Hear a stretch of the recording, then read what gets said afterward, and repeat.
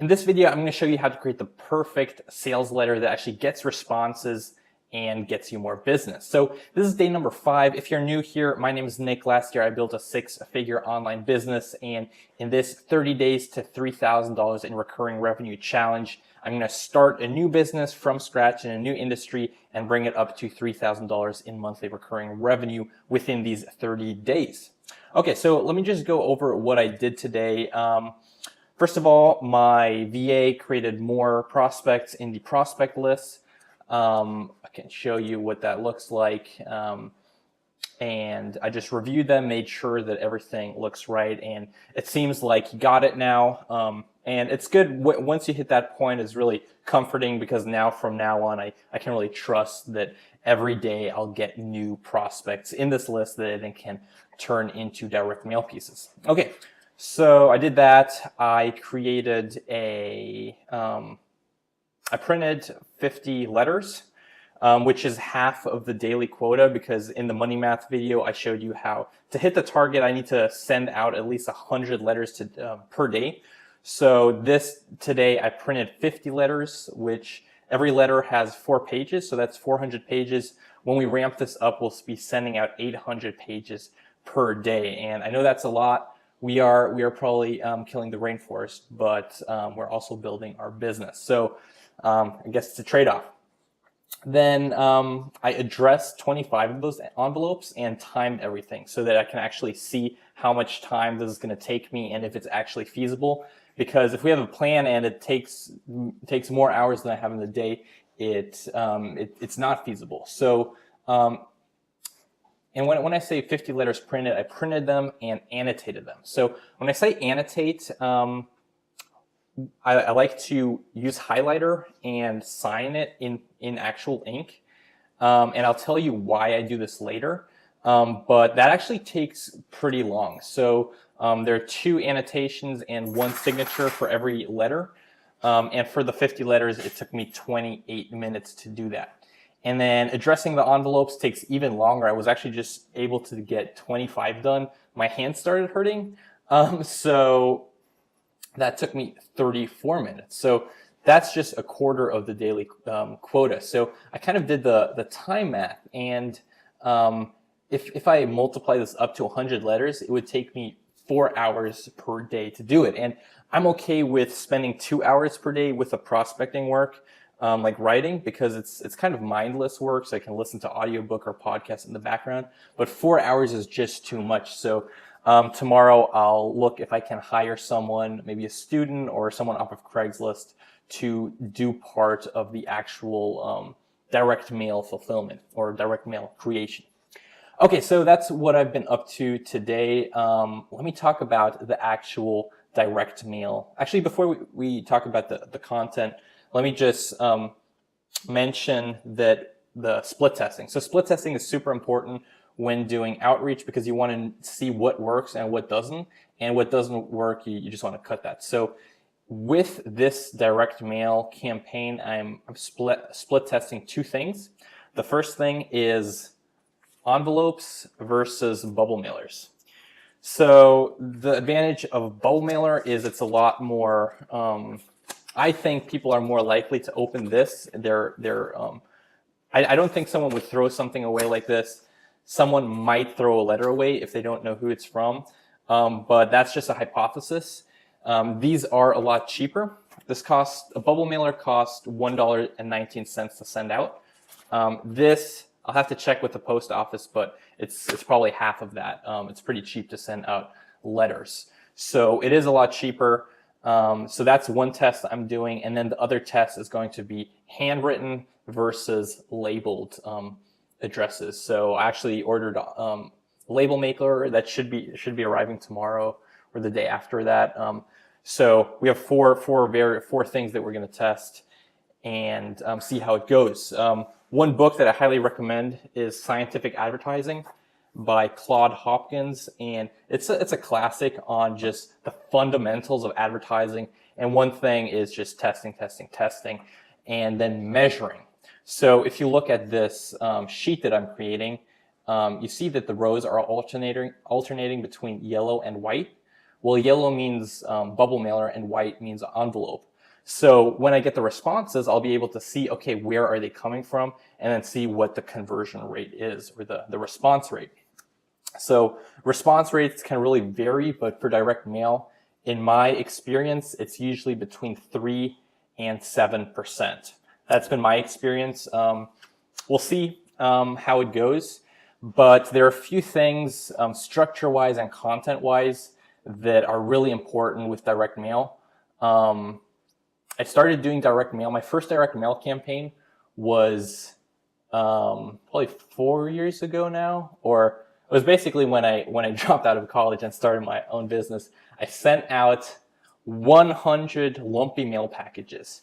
It's basically this with something in it. I sent this out with a trash can inside, and I got one response. So it was a 1% response rate for a lot of work. I think my sales letters have improved. So they have definitely improved because the response rates have improved. So I just like to go over the structure that I use and that I think is the best way to go. So the structure, you might have heard of this, the AIDA or AIDA stands for attention.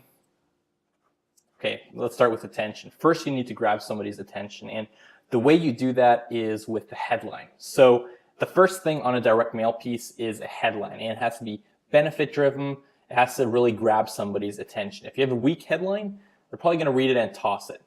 And this structure, you can really use it for everything. If you're using a Facebook ad or thinking about Facebook ad, email marketing, all of that, this framework applies. So in an email, attention, this would be the subject line. In a landing page, it would be the headline. The direct mail piece, it's also the headline. So you need something that really grabs someone's attention. Then interest. You have to intrigue them. You have to tell them something interesting, kind of take that attention and develop a little further and talk to them. Basically just give them more information. And then D stands for desire. Basically make them want to have what you have to offer. There are a lot of ways to do that. In this next slide, I'm going to talk about the principles of persuasion and what principles you can use to actually create that desire. And then the last one, action. You need a strong call to action. You have to tell them what to do. In my case, in my direct mail letter, the call to action is to send me an email to schedule a call.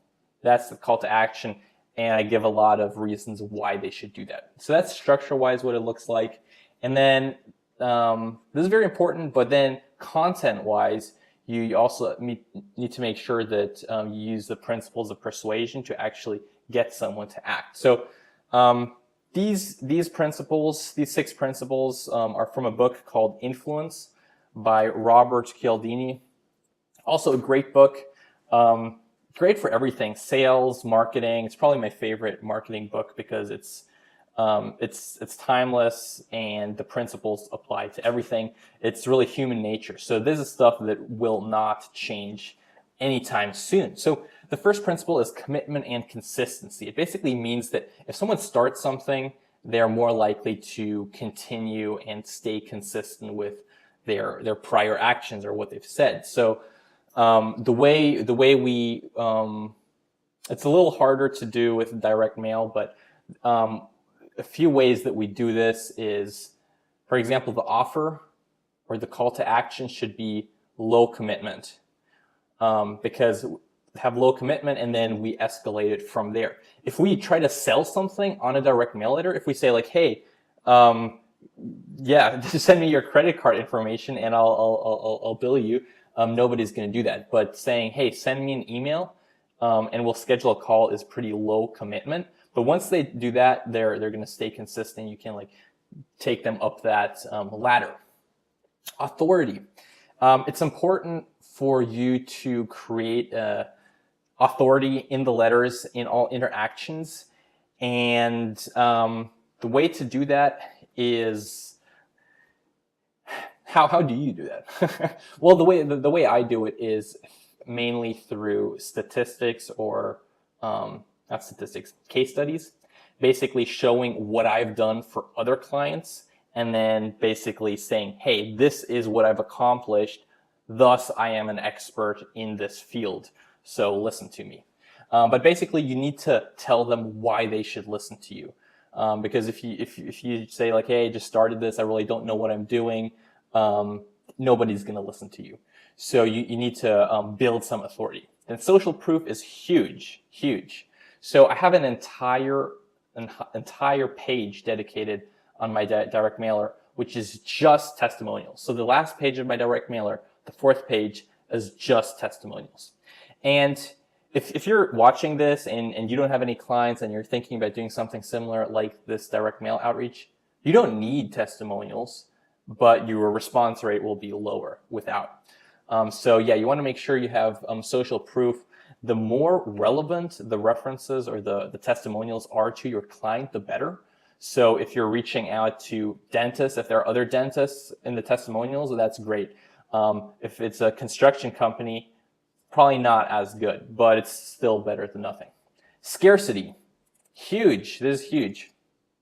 You want to give them a reason to act now and not delay, because usually if there's something unfamiliar, people like to just put it off, delay it, and say like, hey, later I'll do it. And then they procrastinate and it never happens. So we want to make sure to create scarcity, urgency by making it appear like our offer is there for a limited time only. And the way to do that is with this, if you're approaching local clients, after the letter, I have a PS and I say, I've approached multiple practices or businesses in your area. I'm looking to work with one business in your area, like I mail merge their actual city. So time is a factor. And that's actually worked really well. It actually works really well on sales calls too. If they're saying, oh, I have to think about it, you can say like, oh yeah, that's cool, but know that I'll be in touch, or that I am already in touch with your competitors. And yeah, the first person that signs that contract, it will be able to work with me. Scarcity is huge. Liking is big too. This is probably the hardest. Liking and reciprocity are the hardest to actually convey in direct mail. Liking, honestly, it's hard to make someone like you through direct mail piece.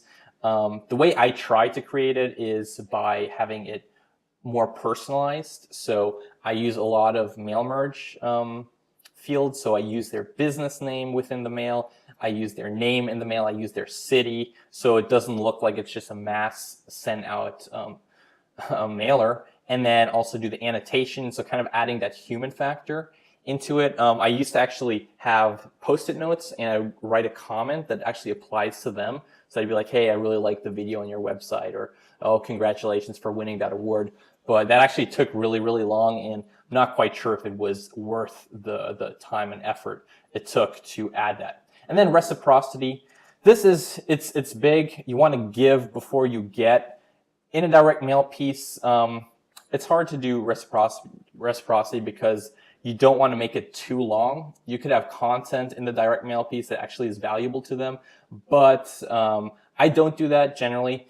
I make sure to really hit a home run with reciprocity in the sales call. So in the sales call, I try to help them as much as possible. I give them tips, strategies that they can use right away to increase their business or grow their business that don't have anything to do with what I offer. So I talk to them about like how they can implement a referral system that will really help them. I talk about things that they can do SEO wise to rank higher, like obvious things that aren't obvious to them. And I don't do any SEO. So reciprocity is huge, but you'll probably want to do that in the sales call and not in the direct mail piece. Okay, so I hope this helped. I hope you learned something. Direct mail is huge, huge, huge for my business at least. And I think it's something that almost every business can benefit from at least testing. So if you have any questions about direct mail or anything else, just write it in the comments. I'll answer or answer in the next video. Tomorrow I'm going to talk about, I don't know what I'm going to talk about, but I'll talk about something. So until then, I'll be working on more direct mail, and see you tomorrow.